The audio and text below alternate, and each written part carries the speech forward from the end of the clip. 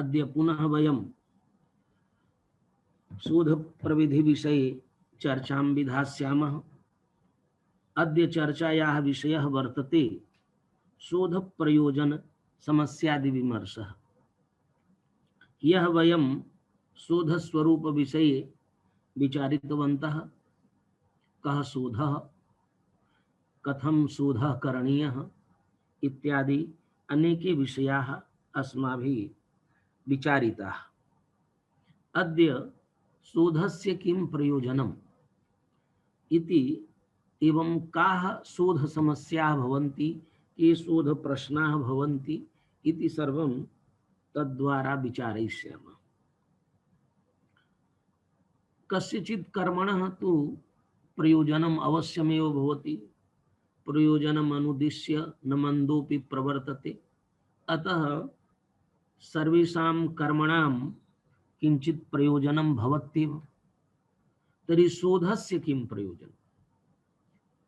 भवद्भिर्ज्ञातमेव अस्ति यत् शोधः नाम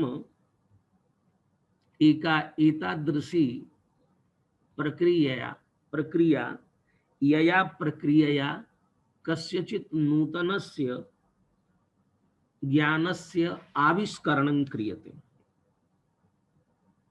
येन ज्ञाने वृद्धि स्यात्। अतः ज्ञाने वृद्धि भविष्यति तदैव यदा मनसि किंचित ज्ञातुम इच्छा भविष्यति, यत् एतद् विषयं ज्ञातुम् इच्छामि, तदैव शोधस्य आवश्यकता भविष्यति। तर्हि मनसि कश्चन प्रश्नः अस्ति, यस्य प्रश्नस्य समाधानाय वयं प्रवृत्ताः भवामः। तस्य प्रश्नस्य समाधानमेव अस्माकं प्रथमं प्रयोजनं भवति। ये शोध प्रश्नाः भवन्ति, तेषां प्रश्नानाम् उत्तरं किम् अस्ति इत्यस्यैव अन्वेषणं शोधस्य प्रथमं प्रयोजनम्।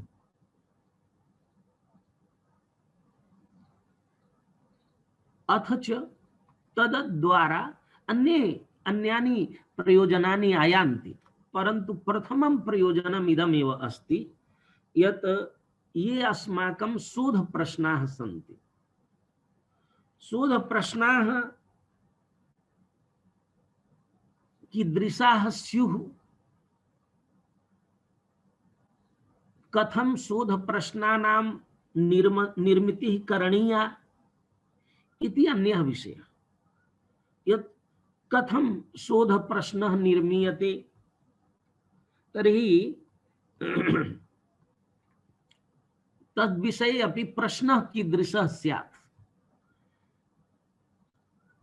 इति विषये शास्त्रेषु लिखितम् अपि वर्तते, यत् कीदृशम् उत्तरं भवेत् और कीदृशः प्रश्नः भवेत्। एतत्तु आगतं वर्तते धर्मशास्त्रे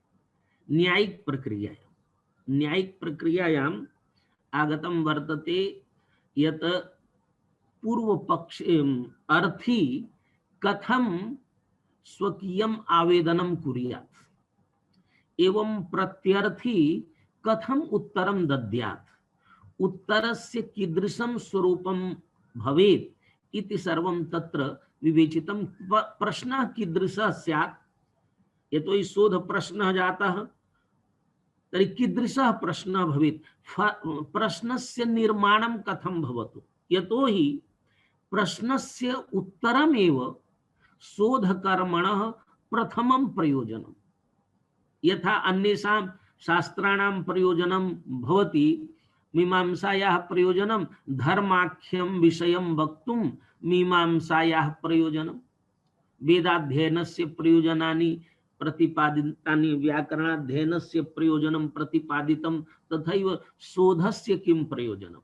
तर्हि शोधस्य प्रथमं प्रयोजनं ये प्रश्नाः मनसि आगताः आसन्, शोध कर्मणः प्राक् तेषां प्रश्नानां समाधान।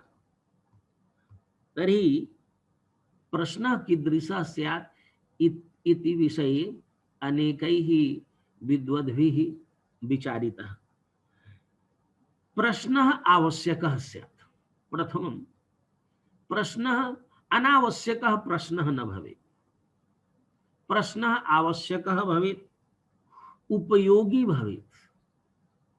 यथा सभायां भवती केचन एतादृशान् प्रश्नान् कुर्वन्ति, सर्वे कथयन्ति अच्छा भवान् उपविशतु उपविशतु, अनुपयोगिनं प्रश्नं कुर्वन्ति। अतः उपयोगी प्रश्नः स्यात्, रुचिकरः प्रश्नः स्यात्, सरलः अर्थात साक्षात् प्रश्नः स्यात्,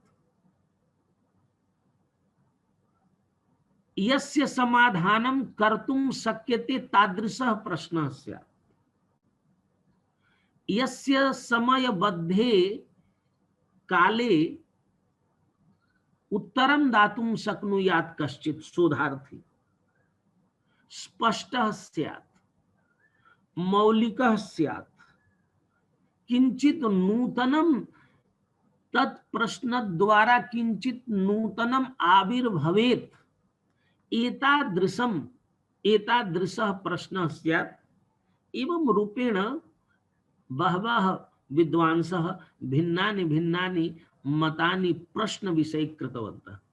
यत् कीदृशः प्रश्नः स्यात्, कतिविधाः प्रश्नाः भवेयुः, यतोहि शोध विषये बहु चिंतनं भवति समग्रे विश्वे। यतोहि शोध द्वारा न केवलं धनार्जनं भवति, अपितु संपूर्णापि प्रगतिः शोधनिष्ठा वर्तते संपूर्णे विश्वे। अस्माकं तु क्षेत्रे अतिन्यूनाः शोधाः भवन्ति। शोधस्य या संपूर्ण विश्वे या स्थिति वर्तते, अमेरिकायाः प्रथमं स्थानं शोधे, द्वितीयं स्थानं चीन देशस्य, तृतीयं स्थानम् अस्माकं वर्तते। शोधे वयं यद्यपि उच्च शिक्षायाम् अस्माकं तथा शोभना स्थितिः नास्ति, केवलम् उच्च शिक्षायां संपूर्ण शिक्षा व्यवस्थायां केवलं 10% छात्राः उच्च शिक्षायां सन्ति। एवं दिल्ली नगरे एवं चंडीगढ़ प्रदेशे केवलं 22% छात्राः उच्च शिक्षायां सन्ति। अर्थात सर्वम् आहत्य संपूर्णे देशे उच्च शिक्षायाः तादृशी शोभना स्थितिः नास्ति। तृतीयं स्थानम् एतदर्थं जातं यतोहि अस्माकं जनसंख्या भूयसी। यदि 12% 14% यदि उच्च शिक्षायां सन्ति, तर्हि जनसंख्या दिशा शोध प्रबन्धानां महती संख्या भवति।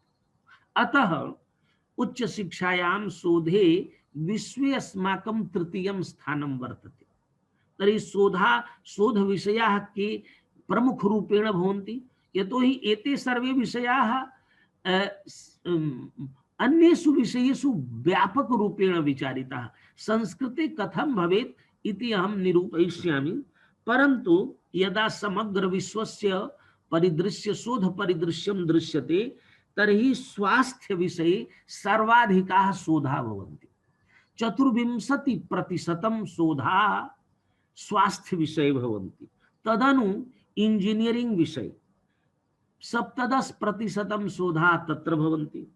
बायोलॉजिकल एवं बायोकेमिकल विषये 12%, कंप्यूटर विषये 11%, फिजिक्स विषये 9%, केमिस्ट्री विषये 6%, एवं सोशल साइंस विषये 5, मटेरियल साइंस विषये 4, एवं नेचुरल साइंस विषये 2%, भाषायाः ह्यूमनिटीज इत्यस्य अतीव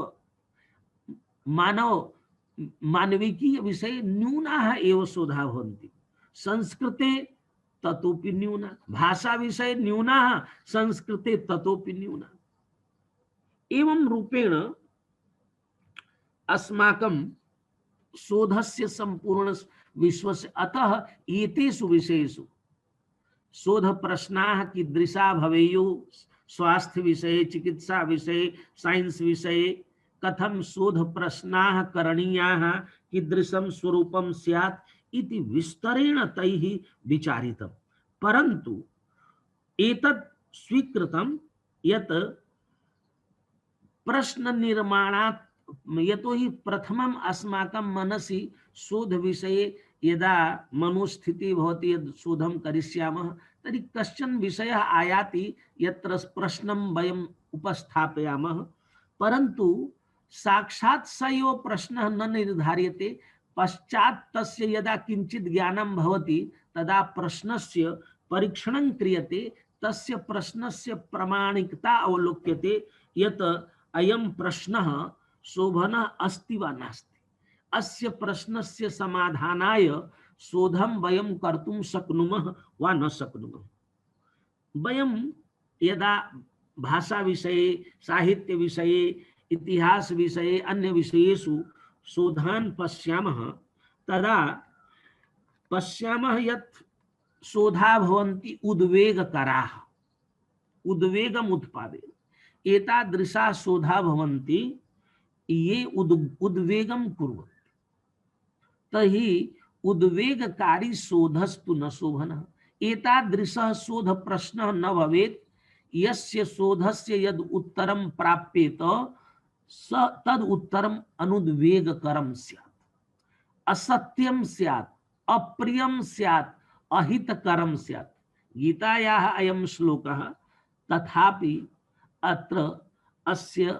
उपयोगः कर्तुं शक्यते गीतायाम् उक्तम् अनुद्वेगकरं वाक्यं सत्यं प्रियहितं च हितकारकं हितकारकः प्रश्नः स्यात् येन हितकारकम् उत्तररूपं शोधः अस्माभिः प्राप्येत अनुद्वेगकरं न भवेत् सत्यस्य प्रतिपादनं भवतु एवं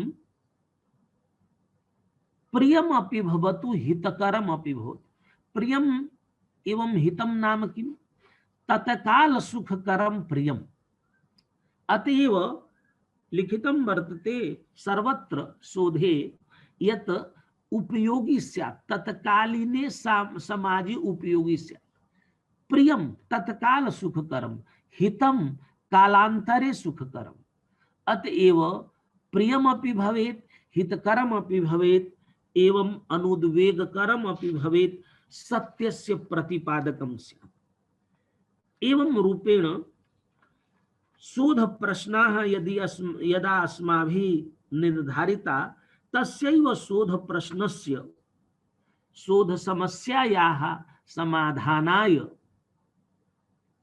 अस्माभिः यत् लिख्यते तदेव शोधस्य प्रयोजनं भवति शोधस्य प्रयोजनं भवति उत्तरस्य चयनमेव अस्माकं प्रयोजनम् अथ च यदा एतद् वयं कुर्मः तदा शोधस्य एव लक्षणं वर्तते नूतनानां विषयाणाम् आविष्करणम्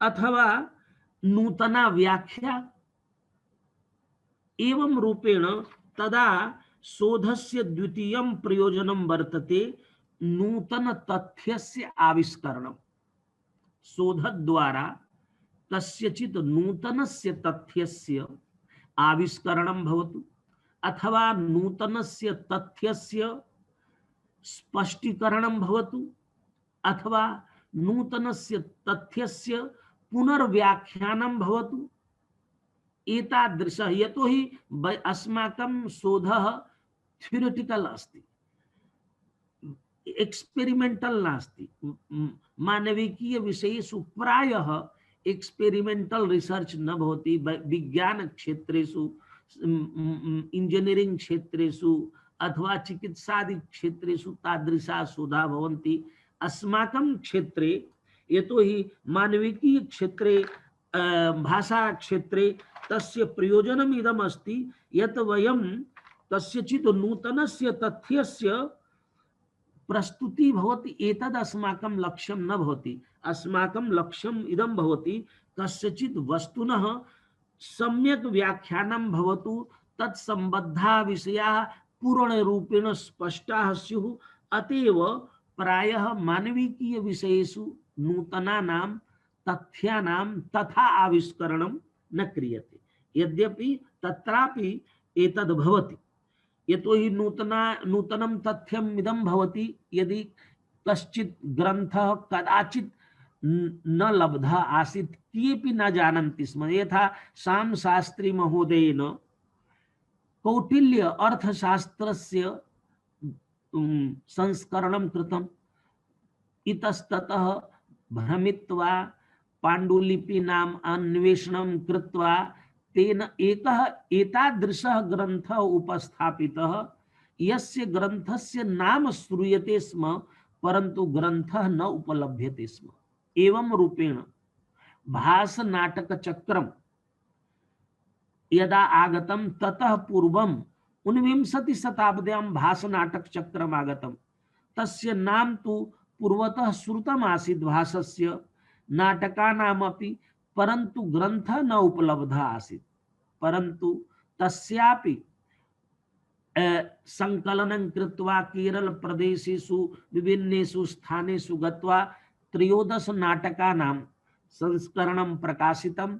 यस्मात् कालात् प्रकाशितं भासस्य नाटकचक्रं विश्वनाटक साहित्ये सर्वप्राचीनं, भाषात् प्राचीनतम विश्वस्य कासु अपि भाषासु नाटककारः नास्ति। एतादृशं विशिष्टं कार्यं तज्जातम्। अतएव वयं यद्यपि जानीमः भाषा आसीत्, तस्य नाटकानि आसन्, श्रूयते स्म, परन्तु ग्रन्थः न उपलब्धः आसीत्। अतः एतादृश शोधद्वारा नूतन तथ्यानाम् आविष्करणं भवति। अतः शोधस्य इदमपि प्रयोजनं नूतन तथ्यानाम् आविष्करणम्। अथवा यथा निम्बार्काचार्याः आगताः, ततः पूर्वं निम्बार्काचार्यात् प्राक् वेदांत सूत्रस्य तादृशी व्याख्या तु न उपलब्धा आसीत्। वेदांत सूत्रम् आसीत्, परन्तु यादृशी व्याख्या तेन विहिता तादृशी व्याख्या तु पूर्वतः न आसीत्। तस्यैव ग्रन्थस्य ब्रह्मसूत्रस्यैव यदि कश्चित् एकस्य ग्रन्थ टीकां लिखति, तादृशा विचारा पूर्वतः न भवन्ति। कामपि नूतनाम् अवधारणां प्रस्तौति टीका द्वारा, भाष्य द्वारा। अतः तादृशं यत् शोध कार्यं भवति तत् तथ्यानां नूतनां व्याख्यां करोति। अतः शोधस्य इदमपि प्रयोजनं वर्तते, नूतना व्याख्या प्रस्तुता भवतु, नूतनम् आविष्करणं भवतु, एवं नूतन सिद्धान्तानां स्थापना। इदमपि शोधस्य प्रयोजनं वर्तते। नूतनाः सिद्धान्ताः आयान्ति। यथा यदा वैदिक सृष्टिवादाः आसन्, पुराणेषु सृष्टिवादाः आसन्, यत् त्रिगुणात्मिका या प्रकृति वर्तते, तस्मात् जगतः उत्पत्तिः जाता, एषः सिद्धान्तः सर्वप्राचीनः। तदनु द्वितीयः सिद्धान्तः आगतः यत् अग्नि सोमात्मकं जगत् इति अग्नि पुराणे प्रतिपादितं, यत् एवं प्रकारेण सृष्टिः संजाता। अन्यत्र प्रतिपादितं सूर्यः जगतः आत्मा। भविष्य पुराणे अयं विषयः आगतः यत् सूर्यात् सृष्टिः। ब्रह्म पुराणे ब्रह्मेवेदं सर्वं, ब्रह्मणः एव संपूर्णा सृष्टि संजाता इति एते सिद्धान्ताः पुराणेषु प्रतिपादिताः। ततः पश्चात् अस्माकं दर्शनकाराः भिन्नानि भिन्नानि मतानि सृष्टि विषये प्रतिपादितवन्तः। तदानीं तु नासीत्, परन्तु तस्य मूलं वेदेषु कुत्रचित् आसीत् वा अन्यत्र आसीत्। परंतु तान एव विषयान अधिकृत्य नूतनानां सिद्धांतानां व्याख्या क्रियते, सिद्धांतानां स्थापना क्रियते। अतएव अद्यत्वे अन्य शास्त्रेषु सोशल साइंस मध्ये, पॉलिटिकल साइंस मध्ये, लिंग्विस्टिक्स मध्ये सर्वदैव नूतनाः सिद्धान्ताः आयान्ति। कोऽपि विद्वान् आयाति एकं नूतनं सिद्धान्तं प्रस्तौति। अस्माकं परम्परायां तथा नवीनाः सिद्धान्ताः न आयान्ति। यदि वयं न्यायदर्शनं पठामः, मीमांसादर्शनं, व्याकरण वा किमपि, तेव प्राचीनकालादेव ये सिद्धान्ताः आयान्ति। तेषामेव सिद्धान्तानां वयम् अध्ययनं कुर्मः, तस्यैव पुनर्व्याख्यां कुर्मः, शब्द नित्यत्ववादम् अधिकृत्य बहूनां दर्शनानां मतानि स्वीकृत्य शोधं कुर्मः, किञ्चित् नूतनं प्रतिपादयामः, नूतनान् पक्षान् उद्घाटयामः। परन्तु नूतनान् सिद्धान्तान् वयं तथा संस्कृते न कुर्मः। यथा एकेन विदुषा एकः विद्वान् ये उक्तवान्, काव्यसूत्रं लिखितवान्। काव्य यथा काव्य प्रकाशः अस्ति तथैव तेन ग्रन्थः विरचितः गुर्जर प्रान्तीयः। तदा तेन सह चर्चा भवति स्म। तेन कथितं यत् कस्याश्चित् कवितायाः व्याख्यानं कथं क्रियते।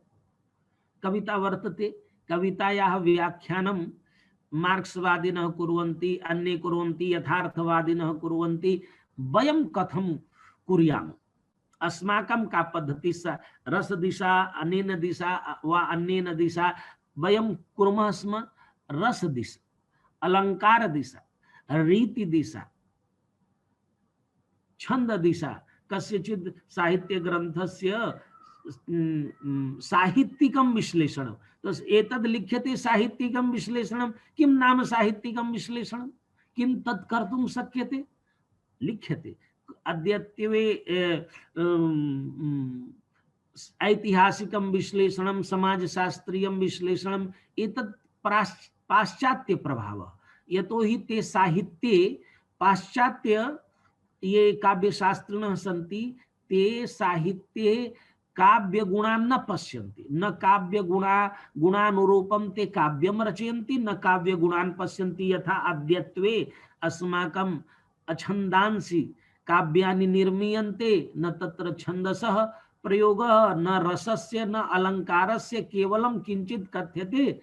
अतः ऐतिहासिक दिशा, साहित्य समाजशास्त्रीय दिशा, आर्थिक दिशा विश्लेषणं क्रियते। इति सर्वेपि सिद्धान्ताः वैदेशिकाः। भारतीय दिशा, काव्यशास्त्रीय दिशा यदि क्रियते तर्हि छन्दसः, अलंकाराणां अथवा ये काव्यशास्त्रीया अन्य सिद्धान्ताः सन्ति तद्द्वारा विश्लेषणं क्रियते। तदा तेन उक्तं मया नूतनं किञ्चित् चिन्तितं। तर्हि मया पृष्टं किं चिन्तितं? तेन उक्तं काव्यद्वारा चित्त प्रसादनं क्रियते। काव्यस्य प्रयोजनं यद्वर्तते तेन प्रसन्नं मनः भवेत्। काव्यं श्रुत्वा सुकुमारमतीनाम् उपदेशः भवतु, एतदर्थं काव्यानां प्रणयनम् अभूत्। अतः चित्तस्य प्रसादनं परमं प्रयोजनम्। एवं चित्त प्रसादनाय तत्र योग दर्शने एकं सूत्रम् अस्ति, मैत्री करुणा मुदितोपेक्षाणां भावनातश्चित्त प्रसादनम्।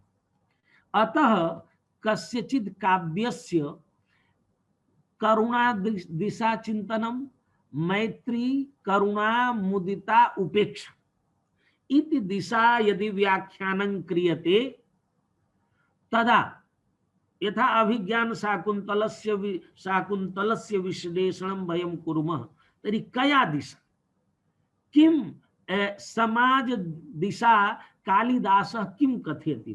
तर्हि तेन कथितं मया एवं प्रणाली निर्मिता, अनया प्रणाल्या यदि काव्यानां नाटकानां विश्लेषणं क्रियते तर्हि किञ्चित् नूतनम् आयाति। तेन किञ्चित् उदाहरणमपि दत्तं। तर्हि ये नूतन सिद्धान्तः यद्यपि नूतनः नास्ति परन्तु अन्य शास्त्रेषु उपयुक्तः सिद्धान्तः अन्य शास्त्रेषु उपयुज्यते व्याख्यानं क्रियते तदपि तदपि प्रयोजनं नूतन नूतन दिशा कस्यचित् शोधस्य यदि शोधद्वारा किंचित नूतनं व्याख्यानम् आयाति एतदपि प्रयोजनम् अथ च कश्चित् शोधः क्रियते यदि शोधः वर्तमान काले उपयोगी नास्ति वर्तमान कालीनां समस्यां न समस्यायाः समाधाने सः शोधः यदि समर्थः नास्ति तर्हि किं प्रयोजनम् अतः तादृशं यदि कर्म करोति शोधः तदपि तस्य प्रयोजनं शोधस्य प्रयोजनं वर्तते अथवा कस्यचित् कस्यचित् सिद्धान्तस्य शोधे अनुप्रयोगः क्रियते यस्य अनुप्रयोगः नासीत् तस्य सिद्धान्तस्य अन्यत्र कुत्रचित् यथा अभिनव गुप्तस्य सिद्धान्तस्य अनुप्रयोगः पाश्चात्य ग्रंथेषु क्रियते यथा पाश्चात्य देशीयाः ते स्वकीय सिद्धान्तानां प्रयोगम् अस्माकं शास्त्रेषु कुर्वन्ति अस्माकं विषयेषु कुर्वन्ति तथा वयं व्याकरण शास्त्रस्य धर्म शास्त्रस्य ज्योतिष शास्त्रस्य साहित्य शास्त्रस्य सिद्धान्तानां अनुप्रयोगं वैदेशिक शास्त्रेषु अथवा अन्य शास्त्रेषु यदा वयं कुर्मः एतद् अपि एवं अपि क्रियते तदा एतदपि शोधस्य प्रयोजनं वर्तते अथ च कश्चित् सिद्धान्तः निर्धारितः पूर्वतः सिद्धान्तः आसीत्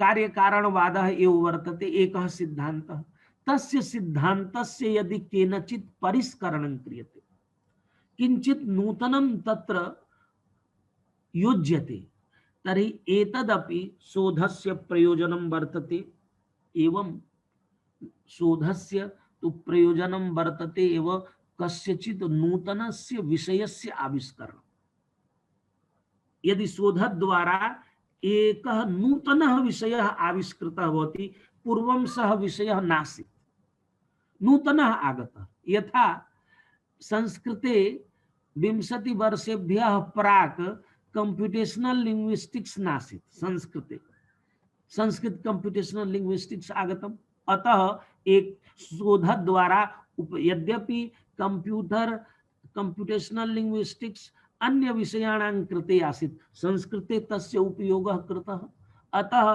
संस्कृते एकः तत्शोधद्वारा एकः नूतनः विषयः आविष्कृतः एवं ज्योतिष शास्त्रे बहवः विषयाः सन्ति तेषु विषयेषु कश्चन एकः एतादृशः विषयः उपस्थाप्यते यः नूतनः यथा खगोल विद्यायाम् अस्माकं विशिष्टं ज्ञानम् आसीत् प्राचीन काले खगोलं नाम आकाशः तर्हि आकाशे सूर्यादि ज्योतिंसि अधिकृत्य कृतं शास्त्रं ज्योतिषं सूर्यादि ज्योतिंसि यानि सन्ति एकमेकम् अधिकृत्य यदि किंचित् नूतनतया प्रतिपाद्यते तर्हि एकस्य नूतनस्य शास्त्रस्य आविष्कृतिः भवति एतद् कथं भवति शोधद्वारा एकः शोधः क्रियते एकेन विदुषा पाश्चात्य विदुषा उक्तं तस्य इदं मतं कि अद्यत्वे स एव विषयः उपयुक्तः भवति यस्मिन् विषये किंचित् अस्ति साइंस कथयति सः विषयः उपयुक्तः नास्ति यः नूतनतया आगतः तर्हि नूतनतया आगतः नाम कोटेशन नास्ति तस्य कृते किंचित् प्रमाणं नास्ति यदि अहं नूतनतया किंचित् करोमि तर्हि कुतः प्रमाणम् आगमिष्यति अतः केचन एतादृशा भवन्ति यत्र यदि किंचित् नास्ति तर्हि प्रमाणमेव नास्ति अतः प्रमाणं नास्ति तर्हि ते तं विषयं न मन्यन्ते तस्य विदुषः मतं यत् ओरिजिनल रिसर्च तु तदेव भवति यत् प्रथमतया भवति। प्रथमतया शोधे किंचिदपि न भवति, सर्वं नूतनतया क्रियते। यथा कश्चित् अरण्ये गत्वा किंचित् अनुसंधानं करोति, नूतनान् विषयान् आविष्करोति, तस्य विषये तु पूर्वतः केनचित् किंचित् लिखितं न स्यात्।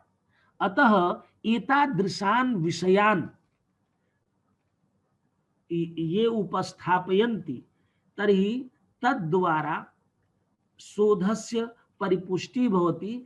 एतानि सर्वाणि शोधस्य प्रयोजन रूपेण स्वीकृतानि सन्ति। अथ च यदा वयं शोधे गच्छामः, तर्हि शोधे वयं गच्छामः, तर्हि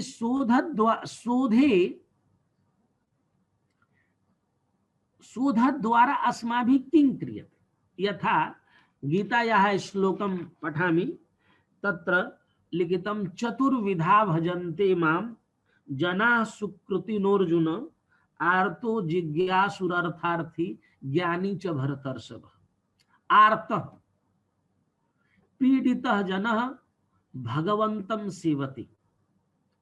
आर्तः वर्तते दुखी, तथैव आर्ताः जनाः शोधं कुर्वन्ति।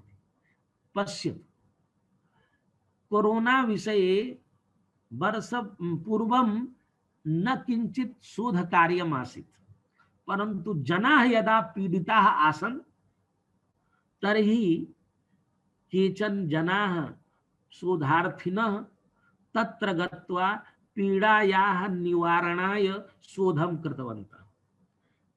एतादृशी परिस्थिति न स्यात्, तदा एतादृशः शोधः न स्यात्। सम्पूर्णे विश्वे एतस्य रोगस्य विषये बहुविधाः शोधाः सञ्जाताः। एतावन्तः शोधाः, एतावन्तः लेखाः प्रतिदिनं नूतनाः आयान्ति। औषधीनां निर्माणं, वस्तूनां निर्माणं, उपकरणानां निर्माणं, प्रविधे निर्माणं सर्वं क्रियते। अयं शोधः एतदर्थम् आगतः यत् सम्पूर्णमपि विश्वं कष्टे अस्ति। अद्यापि कष्टे अस्ति, कदा गमिष्यति न ज्ञायते, परन्तु शोधः सञ्जातः। जिज्ञासा वर्तते कस्यचित् तत्त्वस्य ज्ञानाय, अतः ते शोधं कुर्वन्ति। तादृशाः जनाः जिज्ञासवः भवन्ति, ते शोधार्थं गच्छन्ति, तादृशान् विषयान् स्वीकुर्वन्ति।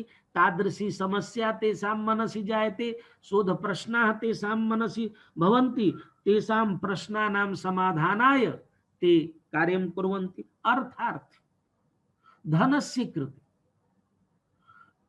ये वैज्ञानिकाः पेटेंट कुर्वन्ति, शोधं कृत्वा पेटेंट कुर्वन्ति, पेटेंट द्वारा धनं प्राप्यते। सर्वेषु क्षेत्रेषु, वीजादि सर्वेषु क्षेत्रेषु पेटेंट भवति। अतः ये किमपि एकं शोधं कुर्वन्ति, बहु धनम् अर्जयन्ति। काव्यं यशसे यशः अपि मिलति, तदपि शोधस्य प्रयोजनं यश प्राप्तिः। धनम् मिलति, धनार्थी यह अर्थार्थी अस्ति, सः अपि शोधाय प्रवृत्तादृशान् शोधान् स्वीकरोति, येन शोधेन धनं लभ्येत। तो बहुषु विषयेषु ज्ञानी च ज्ञानं प्राप्तुं तद्विषये ज्ञानं नास्ति। अतएव यथा अर्थशास्त्रे लिखितं दंडनीतिः का, दंडनीतिः किं भवति? अलब्धस्य लाभः भवति, लब्धस्य परिरक्षणं भवति, रक्षितस्य वृद्धेषु प्रतिपादनं भवति, वृद्धस्य प्रतिपादनं तीर्थेषु प्रतिपादिनी दंडनीति। अलब्ध लाभार्थ, लब्ध परिरक्षिणी, रक्षित विवर्धिनी, वृद्धस्य तीर्थेषु प्रतिपादिनी। अतः शोध द्वारा अज्ञातार्थ ज्ञापनं भवति। अज्ञातार्थस्य ज्ञापनं कृते। ज्ञानी यह ज्ञानम इच्छति, यह जानाति नहीं, यह ज्ञातुम इच्छति। यथा उक्तम सत्यवादी, धर्मशास्त्रे उक्तम यत् कीदृशः कीदृशः कीदृशः न्यायाधीशस्य श्रुताध्ययन संपन्ना धर्मज्ञाः सत्यवादिनः। श्रुताध्ययन एते एतानि विशेषणानि शोधार्थिनोऽपि भवन्ति। श्रुताध्ययन संपन्ना धर्मज्ञाः सत्यवादिनः। सत्यवादिनः नाम यह सत्यम वदति, यदा कदा सत्यम वदति। अद्य मया 5 वारं सत्यम उक्तम, 10 वारं उक्तम। सत्यवादी, सत्यवदनं यस्य शीलम् अस्ति, स्वभावः अस्ति, तादृशः सत्यवादी भवति। अतः ज्ञानं यः सर्वदा प्राप्तुम् इच्छति, एतादृशः जनः यदि शोधं करोति ज्ञान दिशा, न तत्र अर्थदृष्टिः न तत्र अन्या दृष्टि, ज्ञानम् इच्छति, एवं दिशा ये शोधार्थिनः शोधं कुर्वन्ति, तर्हि शोधद्वारा शोधस्य प्रयोजनं भवति इच्छायाः संपूर्तिः। कश्चित् इच्छति यत् अहं शोधं कर्तुम् इच्छामि उपनिषद विषये, मम जीवनस्य लक्ष्यं वर्तते यत् उपनिषद विषये अहं शोधं करवाणि। एकः जनः वृद्धः जनः मम पार्श्वे वाट्सअप मध्ये अस्ति, अहं त्रिपाठी महोदयेभ्यः प्रेषयिष्यामि। 81 वर्षीयः जनः इंजीनियर आसीत्, केरल देशीयः। सः यदा सेवानिवृत्तः, तस्मात् कालात् यदा सेवानिवृत्तिः तस्य जाता, तत्पश्चात् तस्य मनसि अयं विचारः आसीत्, इच्छा आसीत् यत् अहं संस्कृत ग्रन्थानाम् अनुवादं करवाणि। तस्य इयं महती इच्छा आसीत्। अतः तेन संस्कृत ग्रन्थानां, बहूनां संस्कृत ग्रन्थानाम् अनुवादः कृतः। बेंगलुरु नगरे निवसति। संस्कृत ग्रन्थानां तमिल भाषायां, मलयालम भाषायां, आंग्ल भाषायां 200 स्तोत्राणां, वाल्मीकि रामायणस्य, कंब रामायणस्य, अध्यात्म रामायणस्य, 21 उपनिषदां, गीतायाः, देवी महात्म्यस्य, नारायणीयम् इति ग्रन्थस्य, एवं बहूनां ग्रन्थानां सः अनुवादं कृतवान्। अधुना 81 वर्षीय। तर्हि बहवः इच्छन्ति यत् एनं विषयम् अधिकृत्य अहं शोधं करिष्यामि। तर्हि शोधस्य इदं प्रयोजनम् इच्छायाः संपूर्तिः। अथ च शोधस्य इदमपि प्रयोजनं मानवीय चेतनायाः अभिवृद्धिः। यथा मानवीय चेतनायां, यतोहि वयं मानविकी, ह्यूमैनिटीज मीन इत्यस्य अर्थः मानविकी, मानव संबंधी ये विषयाः। वयं यत् शोधं कुर्मः जगतः विषये एव शोधं कुर्मः।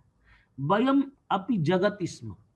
वयं शरीर विषये शोधं न कुर्मः। शरीर विषये तु स्वास्थ्य विदः शोधं कुर्वन्ति। वयं चिन्तन विषये शोधं कुर्मः। भाषा, साहित्यम, दर्शनम, एवं ये सर्वेपि विषयाः सन्ति, ते बौद्धिक विषयाः। बौद्धिक विषयानां शोधद्वारा मानवीय चेतनायाः अभिवृद्धिः भवति। अस्माकं शोधेन हार्ट इत्यस्य ज्ञाने वृद्धिः न भवति। न शल्य चिकित्सा, न कृषि क्षेत्रे, न वायु क्षेत्रे, न परमाणु क्षेत्रे, न पादपानां क्षेत्रे। अस्माकं तु चिन्तनं केवलं मानवीय चित्तानां, मानवीय चेतनायाः अभिवृद्धि भवतु, ज्ञाने अभिवृद्धि भवतु। एतदर्थं वयं नैतिकान् विषयान् स्वीकुर्मः, आध्यात्मिकान् विषयान् स्वीकुर्मः, सांस्कृतिकान्, साहित्यिकान्, राजनैतिकान्, आर्थिकान्, धर्मशास्त्रीयान्, एते सर्वे विषयाः मानवीय चेतनायाः अभिवृद्धिं कुर्वन्ति। कथं कुर्वन्ति? तदपि अस्माकं शास्त्रे लिखितम् अधीतिबोधा चरण प्रचारण। अध्ययनं क्रियते, बोधः क्रियते, आचरणं क्रियते, प्रचारः क्रियते। एतत् सर्वं यतो हि ज्ञानं क्रियते, ज्ञानानन्तरं तस्य प्रचारः क्रियते, शोधः क्रियते, शोधस्य पुनः प्रसारणं लोकोपयोगी शोधः स्यात् इत्यपि शोधस्य प्रयोजनम्। अतएव मानवीय चेतनायाः बौद्धिकी वृद्धि स्यात् शोधद्वारा। क्षमतायाः वृद्धि शोधेन यावत् अहं पूर्वं जानामि स्म ततोधिकम् अधुना ज्ञायते। यथा अहं पूर्वम् आसम् तथैव शोधानन्तरम् अपि अस्मि, तर्हि शोधस्य किं प्रयोजनं? तदि शोधं तु अनर्थ तत्शोध कार्यं तु अनर्थकं, येन कस्यचित् वृद्धि न जाता, न ज्ञानस्य वृद्धि जाता, न समाजे किंचित् नूतनम् आगतं, न स्वस्यैव काचित् ज्ञाने वृद्धि संजाता। तर्हि तादृशं शोध कार्यं तु अनर्थकम् एव, निष्प्रयोजनं तद्वर्तते। अतः क्षमतायाः, बौद्धिक क्षमतायाः, मानसिक क्षमतायाः, चिंतन क्षमतायाः अभिवृद्धि स्यात्। यतो हि वयं तादृशान् एव शोधान् कुर्मः। यदि कृषि क्षेत्रे वयं शोधं कुर्मः तर्हि एकस्य बीजस्य विषये अस्माभिः शोधः कृतः, तर्हि उत्पादन क्षमतायाः वृद्धिः भविष्यति। परन्तु अस्माकं शोधः तादृशः यदि कृषि क्षेत्रे क्रियते, अन्येषु क्षेत्रेषु वैज्ञानिक क्षेत्रेषु क्रियते, तर्हि क्षमतायाः वृद्धि अन्यत्र भवति। अत्र केवलं तु स्वीये एव विषये ज्ञानस्यैव वृद्धिः भवति, बौद्धिक विषयाः सन्ति। एवं श्रमस्य न्यूनता, श्रम न्यूनता। अहं पूर्वं यदि कालिदास इंडेक्स नास्ति तर्हि सर्वान् ग्रन्थान् उद्घाटयामि स्म, पश्यामि स्म कुत्र अयं श्लोकः, परन्तु एकम् अहं पाद इंडेक्स निर्मितवान्, तर्हि श्रमे न्यूनता। यः कोऽपि द्रष्टुमिच्छति मम पार्श्वे रामचरितमानस पाद इंडेक्स वर्तते। कश्चिदपि रामचरितमानसस्य एकां पंक्तिम् एकं चरणं कथयति, अहं तत्कालं वक्तुं शक्नोमि एषः एतत् चरणं कुत्र वर्तते, कस्मिन् काण्डे, कस्यां दोहायां वर्तते।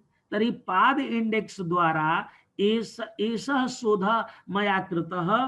तर्हि एतेन वर्ड इंडेक्स निर्मितम्, इंडेक्स कृतं कस्यचित्, तर्हि तेन श्रमे न्यूनता सन्ति। अन्यः कोऽपि यदि शोधं करिष्यति तथा तेन श्रमः न करणीयः भविष्यति। दुःखस्य निरोधः, एतादृशं शोधकर्म वयं कुर्मः तर्हि शोधद्वारा दुःखस्य परिसमाप्ति। यतो हि मृत्युलोके जनाः सर्वे नाना क्लेश समन्विता, तत् कथं समयेन्नाथ लघुपायेन। सर्वे नाना क्लेश समन्विताः सन्ति। किमर्थम्? दुःखालयम् अशाश्वतम्। एतत् जगत् दुःखालयम् अस्ति, अशाश्वत अस्ति। तर्हि दुःखालयम् अशाश्वतम् इति गीतायाम् उक्तं। कश्चित् जनः सुखी कथं भवेत्, किंचित जीवने सुखम आगच्छेत्, एतदर्थं शोधः भवेत्। शोधस्य इदम् अपि प्रयोजनं यत् दुःख निवृत्ति भवतु जनानां। जिज्ञासायाः पूर्ति, यां जिज्ञासाम् अधिकृत्य अस्माभिः शोधः कृतः, तस्या जिज्ञासायाः शोधद्वारा पूर्तिः भवेत्। एवं बाह्य जगत विषये ज्ञाने अभिवृद्धि भवेत्। यतो हि वयं यान् शोधान् कुर्मः ते शोधा केचन आन्तरिकाः केचन बाह्याः अपि भवितुम् अर्हन्ति। तो बाह्य जगतः विषये यथा यदि कश्चित् आत्मनः स्वरूपं न जानाति, आत्म विषये केवलं जानाति आत्मा अस्ति, परन्तु आत्मा 18 विधः वर्तते इति न जानाति। यदि शास्त्रं पठति, उपनिषदाम् अध्ययनं करोति, तर्हि एतस्य ज्ञानं भवति। वृक्षाणां विषये अन्येषां विषये यदि ज्ञानं करोति शोधद्वारा, तर्हि वृद्धि भवति किंचित् ज्ञाने। नूतना वृद्धि सिद्धान्तस्य अवधारणायाः स्थापना क्रियते। नूतनस्य सिद्धान्तस्य अवधारणा क्रियते। यशः प्राप्ति अपि शोधस्य प्रयोजनम् आत्मसंतुष्टिः। यदि कश्चित् कथयति अहं तु अन्यत् किमपि न इच्छामि, मम महती इच्छा आसीत्, तेन शोधेन बहवः जनाः मिलन्ति, ये शोधं कुर्वन्ति, न सेवायाः कृते अन्यत् किमपि प्रयोजनं नास्ति, केवलं तेषां मनसि मनसः सन्तुष्टिः स्यात्। एकां महिलाम् अहं दृष्टवान्, अस्माकं विश्वविद्यालये आसीत्, तस्याः पुत्री अस्माकं विश्वविद्यालये प्रोफेसर पदे आसीत्। सा दिवंगता, सापि मातापि दिवंगता। माता तदानीं यदा अहं तया सह परिचयं प्राप्तवान्, सा 95 वर्षीया आसीत्, 95 year old। सा उक्तवती, अहं यदा मम विवाहः जातः तदा अहं केवलं 10वीं कक्षा पर्यन्तम् एव पठितवती आसम्। मम पतिः सेवा कार्यं श्रीलंका देशे प्राप्तवान्। तदानीं ब्रिटिश कालस्य स्थितिः अस्ति। तस्य 5 कन्यकाः सञ्जाताः। अतः तासां कन्यकानां परिपालनं, पतिसेवा एतत् सर्वं करोति स्म। पतिस्तस्याः महत् सम्मानं करोति स्म।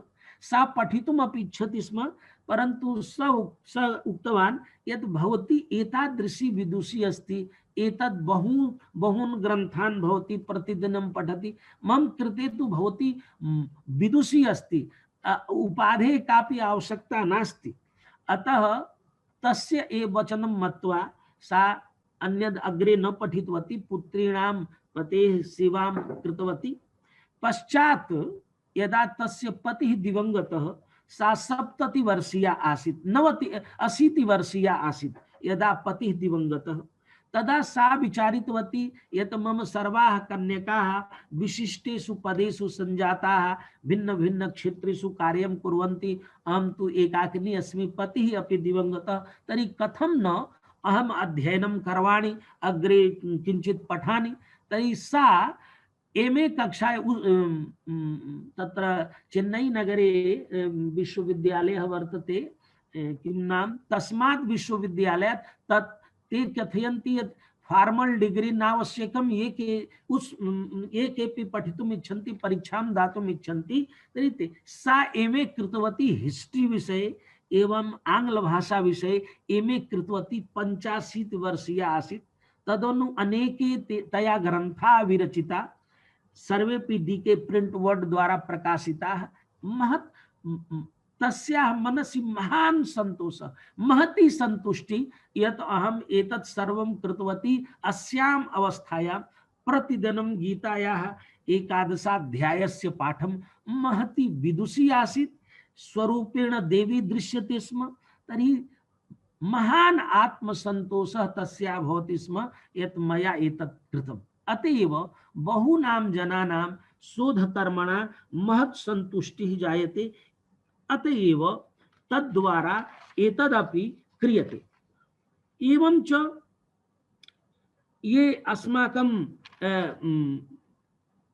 यदि एतद् अस्माकं प्रयोजनं जातं, शोधस्य इदम् अस्माकं प्रयोजनं जातं, तर्हि शोध विषयः निर्धारितः, शोध प्रश्नः मनसि आगतः, शोध प्रश्नानन्तरम् इदं विचारितं यत् अहं शोधं करिष्यामि। शोधकरणाय मया एकः विषयः निर्धारितः। विषयः नाम सविषयः न, क्षेत्रं निर्धारितं, शोध परिक्षेत्रं यत् अस्मिन् विषये अहं शोधं करिष्यामि शास्त्रस्य। तदनु यतोहि सर्वप्रथमं विषयः न निर्धार्यते, क्षेत्रं निर्धार्यते, क्षेत्रस्य विशिष्टम् अध्ययनं क्रियते। तदनु एकस्य विषयस्य निर्धारणं भवति यत् अहम् एतं विषयम् अधिकृत्य कार्यं करिष्यामि। अतः तस्य कार्यस्य कृते किं किं करणीयं, प्रयोजनम् अपि अवगतं शोधस्य, मम शोधस्य किं प्रयोजनं भविष्यति। तर्हि शोधे यतो हि ततः पश्चात अस्माभिः सर्वेक्षणं क्रियते, लिटरेचर सर्वेक्षणं यस्मिन् विषये अस्माभिः करणीयं वर्तते तस्य सर्वेक्षणं क्रियते। एवं सर्वेक्षणानन्तरं यदा वयं शोधं कुर्मः तदा शोधे किं कुर्मः, शोध प्रश्नाः ये आसन्, ये शोध प्रश्नाः अस्माकं मनसि आगताः आसन्, शोध समस्याः याः आगताः आसन्, यदधिकृत्य अस्माभिः शास्त्र निर्धारणं कृतं तर्हि शोध समस्यायाः व्यवस्थितीकरणं क्रियते।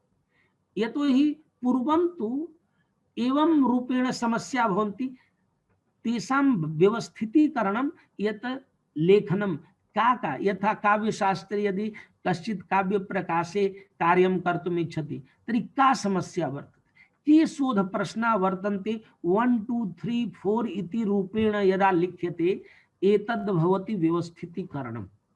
यतो हि शोध प्रश्नानां शोध समस्यानाम् एव उत्तर प्रदानं शोधस्य प्रयोजनं भवति।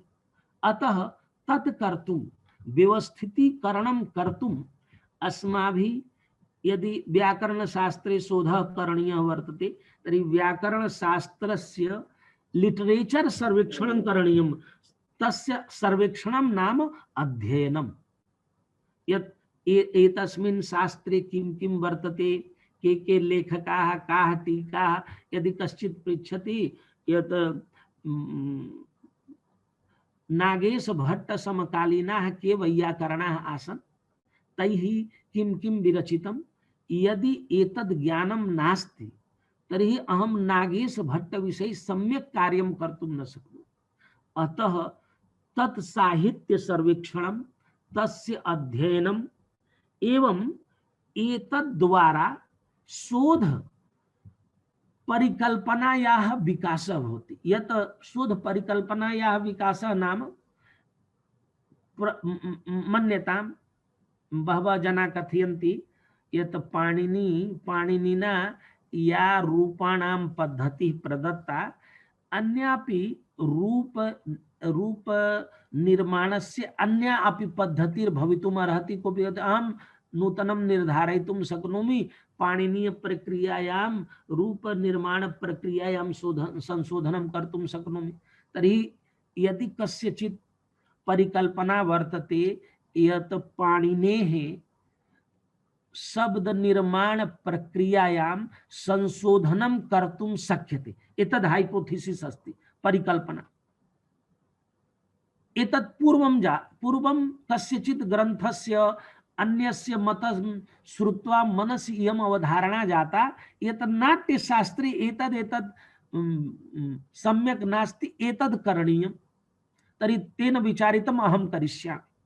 यदा तेन नाट्यशास्त्रस्य व्यापकम् अध्ययनं कृतं, तद् साहित्यस्य विश्लेषणं कृतं, तदा तेन अवगतं यत् मम परिकल्पनायां दोषः वर्तते। तर्हि साहित्य लिटरेचर सर्वेक्षण द्वारा शोध परिकल्पनायाः विकासः भवति।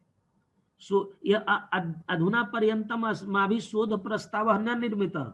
अधुना केवलम् इदं जातं यत् शोधः कः अस्ति, शोधः मया करणीयः, मनसि केचन प्रश्नाः सन्ति, तान् प्रश्नान् अधिकृत्य इदम् अस्माभिः विचारितं यत् कस्मिन् शास्त्रे एतद् कार्यं भविष्यति। तदनु मनसि अयं विचारः आगतः यदि अहं शोधं करोमि तर्हि शोधस्य किं प्रयोजनं, शोधेन किं भविष्यति। अतः तेपि विषयाः तस्य मनसि स्पष्टाः यत् एतद् मम शोधस्य प्रयोजनम् अस्ति। तदनु हाइपोथेसिस, तस्य मनसि परिकल्पना या वर्तते, सा परिकल्पना स्थूला परिकल्पना वर्तते। यदा सः एकस्य शास्त्रस्य निर्धारणं कृतवान्, तस्य साहित्यस्य अध्ययनं, साहित्यं नाम तस्य तद्वाङ्मयस्य अध्ययनं कृतवान्, लेखकानां ग्रन्थानां टीकानां परिचयं प्राप्तवान्, तदा तस्य परिकल्पनायाः सम्यक् विकासः भवति। ततः पूर्वं तथा विकासः नासीत्, परन्तु सम्यक् परिकल्पनायाः विकासः अभूत्। यदा परिकल्पनायाः विकासः अभूत् तदा तस्य मनसि एका संरचना आगता यत मम मम शोधे किं किं भविष्यति। शोध संरचनायाः मनसि विकासः जायते। यदा कश्चित् यदि अहं विचारयामि अहम् एकं महाकाव्यं रचयिष्यामि, तर्हि किमर्थं रचयिष्यामि? तर्हि अहं मोदी जी विषये एकं काव्यं रचयिष्यामि, मोदी महोदयाय दास्यामि, मोदी महोदय सन्तुष्टः भविष्यति, मह्यं विशिष्टं पदं प्रदास्यति इति मनसि विचार्य मया मोदी महाकाव्यं रचयितुं प्रारम्भः कृतः, प्रारब्धः, तत् काव्यं रचनायाः प्रारम्भः कृतः। तर्हि मनसि अयं विचारः आगतः यत् अस्यां काव्य संरचनायां किं किं भविष्यति। प्रथम सर्गे, द्वितीय सर्गे, तृतीय सर्गे, चतुर्थ सर्गे कियत् पर्यन्तं मया वर्णनीयम् अस्ति, के विषया ग्राह्या सन्ति, एतत् सर्वम्। अतः यदा शोध परिकल्पनायाः मनसि विकासः भवति तदा शोध संरचनायाः अपि मनसि एका आकृतिः आयाति। तदनु यदा आकृतिः आयाति शोध प्रश्नः मम उचितः अनुचितो वा, एतदर्थं द्वित्राणि उदाहरणानि अस्माभिः संगृह्यन्ते मनसि। यदि अहं कथयामि रामायणं वाल्मीकिना न रचितम् इति यदि मम मनसि हाइपोथेसिस अस्ति, कस्यचित् अहं श्रुतवान् व्याख्यानं, व्याख्यानानन्तरं तेन व्याख्यानं दत्तं वाल्मीकिना तु रामायणं रचितमेव न, यतोहि यदा वाल्मीकि आसीत् देवनागरी लिपि न आसीत्, यदा देवनागरी लिपि आगता तदा वाल्मीकि न आसीत्। अतः वाल्मीके रामचरित रामायणं तु वाल्मीकि देवनागरी लिप्यां वर्तते, सर्वाः पाण्डुलिपयः देवनागरी लिप्यां वर्तन्ते। अतः वाल्मीकिना न रचितम्, अन्येन केनचित् रचितं, वाल्मीकि इति नाम प्रदत्तं। सर्वप्राचीना रामायणस्य पाण्डुलिपि 15 शताब्द्याः वर्तते, 15 शताब्द्याः इति कस्यचित् वैदेशिक विदुषः व्याख्यानं श्रुत्वा तस्य मनसि इयं धारणा जाता यत् वाल्मीकिना रामायणं न रचितम्। इमाम् अवधारणां प्राक् कल्पनाम् अधिकृत्य तेन विचारितम् अहम् एतं मतं सम्यक् सम्यक् गृहीत्वा अस्मिन् विषये शोधं करिष्यामि। रामायण विषयः गृहीतः, सर्वेक्षणं कृतम्, अध्ययनं किञ्चित् कृतम्। एवं तदा यदि अस्याः परिकल्पनायाः विकासः करणीयः अस्ति तर्हि समग्रम् अध्ययनं कृत्वा उदाहरणम् अपेक्षितम्। यतोहि परिकल्पना तदैव पुष्टा भविष्यति यदा किञ्चित् उदाहरणं स्यात्। यदि उदाहरणं नास्ति तर्हि सा परिकल्पना तत्रैव विनष्टा भविष्यति, शोधस्तु बहु पश्चात् भविष्यति। अतः उदाहरणानां संकलनं क्रियते। तदनु तद विषय की सामग्री निर्धार्यते यत् कुत्र कुत्र एतद् विषयका विषयाः सन्ति, तान् विषयान् अहं पठिष्यामि। तेषां विषयाणां पठनेन परिकल्पनायाः परीक्षणं क्रियते। एवं यदा परिकल्पना परीक्षिता भवति तदा सामान्यीकरणं नाम यदि अहम् अनुसंधानं करोमि व्याकरण विषये, अहम् इदं ज्ञातुम् इच्छामि कि अद्यत्वे ये संस्कृतं वदन्ति प्रायः 50 धातूनां प्रयोगं कुर्वन्ति। एतस्याः परिकल्पनायाः इयं मम मनसि परिकल्पना वर्तते। अस्याः परिकल्पनायाः परिपुष्टि कथं करणीया? अतः मया 5 वा 10 प्रदेशानां डाटा कलेक्ट कृतम्, अथवा ते तत्र भाषणं कुर्वन्ति, भाषण रिकॉर्ड कृतं, संभाषणं रिकॉर्ड कृतं, सर्वं परीक्षितं। परीक्षणानन्तरं दृष्टं यत् प्रायः 90% जनाः केवलं 50 धातूनामेव प्रयोगं कृतवन्तः। अतः एतद् दृष्ट्वा 5 प्रदेशानां डाटा एकत्रीकृत्य यदा परीक्षणं कृतं तदा अवगतं यत् आंध्र प्रदेशेपि तदेव, तमिलनाडु प्रयागेपि बिहारेपि तथैव स्थिति। अतः 90% जनाः एव जनाः केवलं 50 धातूनां द्वित्राः एव सन्ति ये अन्य धातूनां प्रयोगं कुर्वन्ति। सामान्यावधारणा दीयते यत् अद्यत्वे संस्कृतज्ञाः भारते संस्कृतज्ञाः 50 धातूनाम् एव प्रयोगं कृत्वा संस्कृतं सर्वेषां सामान्यीकरणं कृतम्। यथा टीवी चैनल इति सर्वे कुर्वन्ति सर्वेक्षणं केवलं 2,000 जनानां वचनानि श्रुत्वा 5,000 जनानां 20,000 जनानां वचनानि श्रुत्वा संपूर्ण भारतस्य कस्मिन् अपि विषये अर्थविषये विदेशनीति विषये राजनीति विषये सर्वेक्षणं सामान्यीकरणं कुर्वन्ति। अतएव एवं रूपेण वयमपि स्वविषयेषु कर्तुं शक्नुमः। तदनु यतोहि अस्माभिः सिनाप्सिस् निर्माणं करणीयमस्ति, अतः ये विषयाः निर्धारिताः तस्य व्याख्या करणीया भवति। तत्र व्याख्यायै तत्र तथ्यद्वयं भवति। एकं तथ्यं तु नूतनस्य अन्वेषणं क्रियते, नूतनस्य तथ्यस्य अन्वेषणं क्रियते, तर्हि तादृशी व्याख्या भवति। अन्यत्र तथ्यस्य अन्वेषणं न कृतं, तथ्यस्य व्याख्यानं कृतम्। एकस्य तथ्यस्य व्यक्तीकरणं कृतम्। अधुना पर्यन्तं व्यक्तं नासीत्, पश्चात् तस्य व्यक्ति, यथा विभु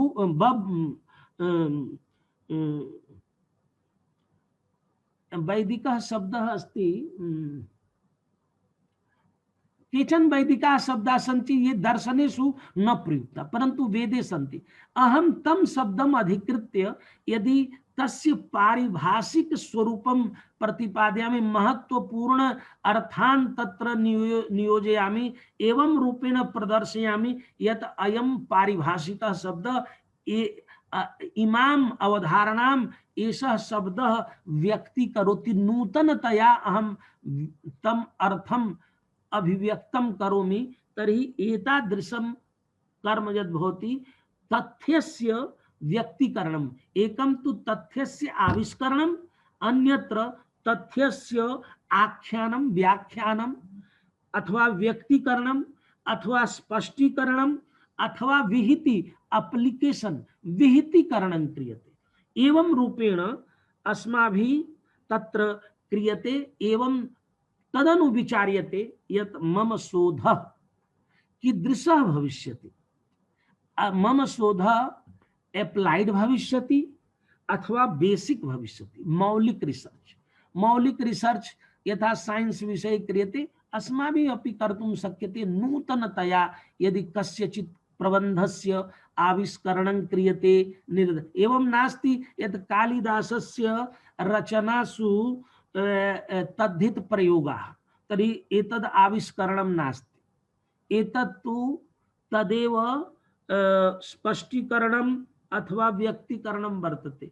यद् व्यक्तम् अस्ति तत् सर्वे व्यक्ताः न सन्ति, केचन अव्यक्ताः सन् तान् पक्षान् वयं प्रदर्शयामः। परन्तु नूतनस्य, अतः अस्माकं शोधविषयः मनसि निर्धार्यते यत् अस्माकं शोधविषयः तथ्यस्य आविष्करणं करोति अथवा तथ्यस्य आख्यानं करोति, स्पष्टीकरणं करोति, व्यक्तीकरणं करोति अथवा विहितीकरणं करोति, एप्लीकेशन करोति, अप्लाइड रिसर्च अस्ति अथवा बेसिक मौलिक रिसर्च अस्ति। एवं रूपेण अस्माभिः तथा विचार्यते। एवं समयः प्रायः जातः, अतएव एतदेव उक्त्वा अहं विरमामि। पुनः श्वः नूतनान् ये अवशिष्टा विषयाः भविष्यन्ति तान् अपि गृहीत्वा श्वः पुनः वदिष्यामि इति उक्त्वा अहं सर्वेभ्यः धन्यवाद वचांसि अर्पयामि। विशेषतया आदरणीयेभ्यः त्रिपाठी महोदयेभ्यः प्रणामान् समर्पयामि। नमो नमः। धन्यवादाः शुक्लवर्येभ्यः। आचार्येभ्यः अहं सादरं कोटिशः धन्यवादान् ज्ञापयामि। अद्य अस्मान् सर्वान् अपि अस्माकं शोधप्रविधौ किं प्रयोजनं स्यात्, तत्र काः समस्याः भवितुम् अर्हन्ति, पुनः तासां समस्यानां कथं व्यवस्थितिः भवितुम् अर्हति, पुनः तया व्यवस्थित्या कथम् अस्माकं लाभः, महान् लाभः स्यात्। पुनः केचन विषयाः तत्र प्रामाण्यं किं, यदि नूतनविषयः आगच्छति तत्र किं प्रामाण्यं, कथं नूतनशोधः अपि कर्तुं शक्यते इत्यादि विषयाः अद्य आचार्यैः अत्र उपस्थापिताः। नूनमेव वयं सर्वे अपि उपकृताः। अधुना जिज्ञासा वेला वर्तते, अतः अहं सर्वाणि अपि मम मित्राणि अनुरुन्धे, यदि कस्यचिदपि जिज्ञासा अस्ति चेत् तर्हि सः स्वकीयं चलचित्रं प्रारभ्य हस्तोत्तोलनं कर्तुं शक्नोति। यदि ज़ूम प्रयोक्तुं जानाति चेत् तर्हि ज़ूम मध्ये एव रेज हैंड ऑप्शन अस्ति। आप में से कोई भी यदि प्रश्न पूछना चाहता है तो ज़ूम में आप रेज हैंड कर सकते हैं। तो एक मित्र का पहले हैंड रेज था, पर मैं अभी देख नहीं पा रहा हूँ। यदि कश्चित् प्रश्नः प्रष्टुमिच्छति तर्हि स्वकीयं हस्तम् उत्तोलयति। यावत्पर्यन्तं सर्वे उत्तोलयन्ति तत्र आचार्याः, मम एव सर्वप्रथमः प्रश्नः अस्ति। यथा भवद्भिः निर्दिष्टं, नूतनशोधः अपि भवितुम् अर्हति। यदा लिङ्ग्विस्टिक्स् मध्ये तत्र संस्कृतस्य पूर्वं योगदानं नासीत्, परन्तु अधुना अस्ति। परन्तु यदि विषयेषु एव यदि नूतनं किमपि रचितं, यदि यथा भवता उक्तम् अपि पूर्वं कि नूतनं किमपि नैव आगन्तुं शक्नोति, वाङ्मये अपि आचार्यैः अपि भाष्यादिकं लिखितं, तत्र नूतनं न किञ्चित्, सर्वं सूत्रे एव निर्गतम् अस्ति। सूत्रेभ्यः एव सर्वं निर्गतं। यदि यथा आनन्दवर्धनैः ध्वनिनामकः कश्चित् नूतनः एव पदार्थः आविष्कृतः इति अभाववादिनां कदाचित् मतमस्ति, तर्हि तथैव यदि वयमपि शोधं कुर्मः, नूतनम् एव विषयं यदि प्रस्तोतुम् इच्छामश्चेत्, तर्हि तत्र प्रामाण्ये के बाधकाः भवेयुः, तथा तेषां निराकरणं कथं स्यात् इति मम प्रथम जिज्ञासा अस्ति। भवन्तः म्यूट् सन्ति अधुना। तर्हि एवम् अस्ति, ये शोधप्रविधिकाराः सन्ति ते कथयन्ति यत् सोशल साइंस मध्ये मानविकीयविषयेषु ये विषयाः सन्ति, ये तत्र आचार्याः सन्ति, ते कथयन्ति अस्माकं प्रथमा अवधारणा इयं नास्ति यत् वयं नूतनान् एव विषयान् प्रतिपादयिष्यामः, यतोहि शोधस्य लक्षणमिदम् अस्ति नूतनस्य विषयस्य आविष्करणम्। अतएव अद्यत्वे जनाः पृच्छन्ति यत् आपने नया क्या किया इसमें, किमर्थं पृच्छन्ति, यतोहि ते जानन्ति शोध नाम सम्यक् कामपि प्रक्रियाम् अधिकृत्य नूतनस्य विषयस्य आविष्करणम्। अतः ते कथयन्ति। परन्तु एतेषु विषयेषु ये कार्यं कुर्वन्ति ते कथयन्ति अस्माकम् अयम् आग्रहः नास्ति सर्वदा यत् नूतनः एव विषयः भवेत्, परन्तु यतोहि एकमेव सत्यं नास्ति अस्माकं मनसि, भिन्नानि सत्यानि भवितुम् अर्हन्ति। अतः प्रतिपादन दिशा भिन्नं भिन्नं मतं भवितुम् अर्हति। अतः इदं न कथयितुं शक्यते यद् इदं नूतनतया आगतं, परन्तु मन्यतां यदि कश्चित् एकं विशिष्टं शास्त्रं यद् शास्त्रम् अद्यत्वे नासीत् तत् शास्त्रम् अधिकृत्य मौलिक रिसर्च, तदेव कथ्यते बेसिक रिसर्च, तद् विषये किंचित लिखति, किंचित करोति। एकः साइंस विद्वान् कथयति यत् तस् प्रमाणिकता कथं भविष्यति, तस्मिन् विषये तु नामूलं लिख्यते, किंचित तेन उक्तं टीकाकारेण, रघुवंश टीकाकारेण नामूलं लिख्यते किंचित, अमूलं किंचित, अवश्यमेव किंचित प्रमाणं वर्तते। नानपेक्षित मुच्यते। ते नूतन शास्त्र विषये नूतन तथ्यस्य विषये किं प्रमाणं किमपि मूलं नास्ति, प्रथमतया अस्माभिः तत्र प्रतिपाद्यते। अतः मौलिक विषयेषु एषः पक्षः न भवति, स तु मौलिक रिसर्च अस्ति, मौलिक योगदानम् अस्ति। यदि किमपि शास्त्रं मम एकं बहूनि शास्त्राणि आसन्, यदि अद्यत्वे किमपि न मिलति, यदि कश्चित् एकं शास्त्रं निर्माति तर्हि नूतनमेव अस्ति। अतएव रिसर्च द्विविधं भवति, एकं ओरिजिनल मौलिक रिसर्च कथ्यते, एकं भिन्नं थ्योरेटिकल रिसर्च यद् भवति, प्रायः साइंस विषये तु मौलिक एव भवति। साइंस मध्येपि द्विविधं, साइंस मध्ये साइंस एंड टेक्नोलॉजी। वयं टेक्नोलॉजी इदं भवति यत् एतादृशम् उपकरणं निर्माति, टेक्नोलॉजी प्रयोगं कृत्वा उपकरणं निर्माति, येन समाजस्य लाभः भवति। ट्रैक्टर न आसीत्, उपकरणस्य निर्माणं जातं, फिल्टर वाटर फिल्टर पूर्वं नासीत्, टेक्नोलॉजी निर्माणं जातं येन जलस्य। परंतु टेक्नोलॉजी निर्माणं कथं जातं, यदा तस्य सिद्धांतीकरणं जातं, थ्योरेटिकल रिसर्च जातं। तो साइंस मध्ये थ्योरेटिकल रिसर्च क्रियते, तदपि प्रयोगाश्रितं भवति। परंतु टेक्नोलॉजी मध्ये तु पूर्णतया नूतनम्। अतः अस्माकमपि कस्मिंश्चित् शास्त्रे यदि नूतनतया किंचित् विरच्यते, अद्यत्वे तु काव्यं नाटकम् अस्माभिः अधिकं रच्यते, शास्त्र रचना न्यूना क्रियते। यदि कश्चित् शास्त्र रचनां करोति तर्हि तस्य उपरि शोधः प्रदातुं शक्यते। अद्यत्वे इतस्ततः नियमाः इतस्ततः कृताः, परन्तु यदि सम्यक् रूपेण नियमानां निर्धारणं क्रियते तर्हि यदि कश्चित् नूतनं शास्त्रं रचयति तर्हि मौलिक रिसर्च अस्ति। अथवा कस्यचित् पाण्डुलिपेः आविष्करणं करोति, तदपि नूतनः ग्रन्थः, यतोहि पाण्डुलिपि रूपेण आसीत्, क्रिटिकल एडिशन कृतं, तेन नूतनतया आगतम्। अतः एतद् ओरिजिनल रिसर्च इति कथ्यते।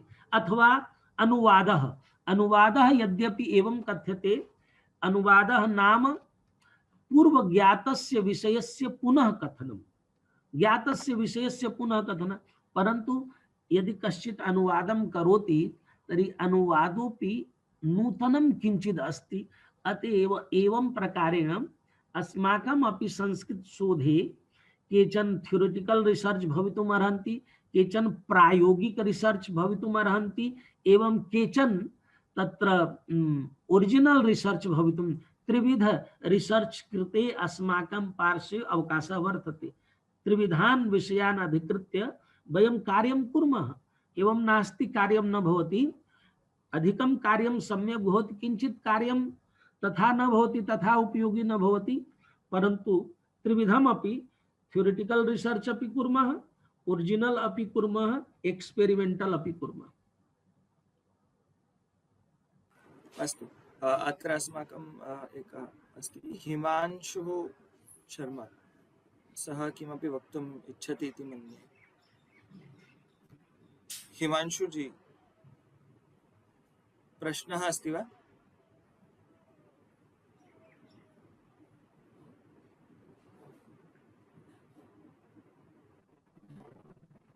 वदतु।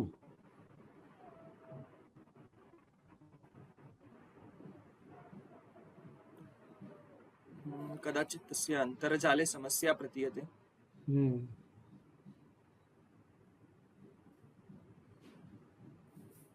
हिमांशु महोदयः, मां श्रोतुं शक्नोति वा भवान्?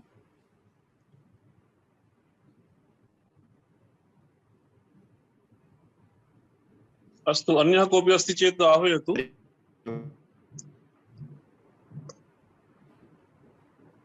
तावत् यदि अन्यः भवतः ध्वनिः कदाचित् न सम्यक् प्रकारेण आगच्छति, एकवारं पुनः उच्यताम्।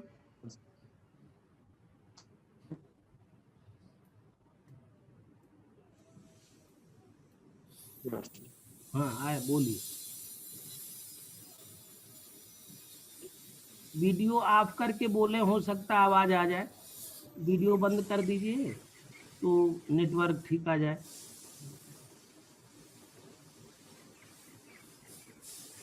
मम प्रश्नः अस्ति, हाँ वस्तुतः ह्यः एकेन महोदयेन प्रश्नः पृष्टः, सः मेडिकल लाइन तः वर्तते।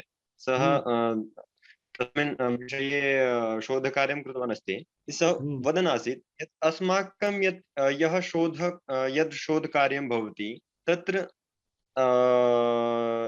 यथा वयं नूतनान् प्रयोगान् कुर्मः, यथा काञ्चित् औषधिं निर्मामः अथवा किमपि नूतनं प्रयोगं कुर्मः, तर्हि भवतां शोधे किं विशिष्टं भवति इति तस्य प्रश्नः आसीत्। इत्युक्ते तत्र वैज्ञानिकता का भवति इति तस्य प्रश्नः आसीत्। यतो हि मया उक्तं यत् शोधाः बहुविधा भवन्ति। यथा नूतन औषधि निर्माणम् एतत्तु एक्सपेरिमेंटल रिसर्च वर्तते। एक्सपेरिमेंट क्रियते निम्बपत्रस्य एवं अन्यस्य पत्रस्य द्वयोः परीक्षणं क्रियते, गुणाः दृश्यन्ते एवं कमपि कस्मैश्चित् दीयते, प्रभावः दृश्यते, द्वयोः प्रयोगः क्रियते, औषधि निर्माणं क्रियते। तथा सर्वेषु शास्त्रेषु न भवति। एतत् ये एक्सपेरिमेंटल शास्त्राणि भवन्ति यत्र प्रयोगः अनुप्रयोगः कर्तुं शक्यते। तत्र यथा ज्योतिषशास्त्रमस्ति। ज्योतिषशास्त्रे इदमस्ति यदि बृहस्पतिः एतस्मिन् स्थाने स्यात् तदा रोगाः एते रोगाः भवन्ति। यदि भवान् बहूनां रोगिणां ये चिकित्सालये सन्ति तेषां रोगिणां कुण्डली संग्रहणं कृत्वा विश्लेषणं करोति, 50 रोगिणां कुण्डली विश्लेषणं करोति, भवान् न जानाति यत् रोगी केन रोगेण ग्रस्तः, परन्तु भवतः पार्श्वे कुण्डली आगता, भवान् स्वशास्त्रस्य स्वास्त्रदिशा विश्लेषणं कृत्वा कथितवान् यत् एतेन रोगेण ग्रस्ताः सन्ति।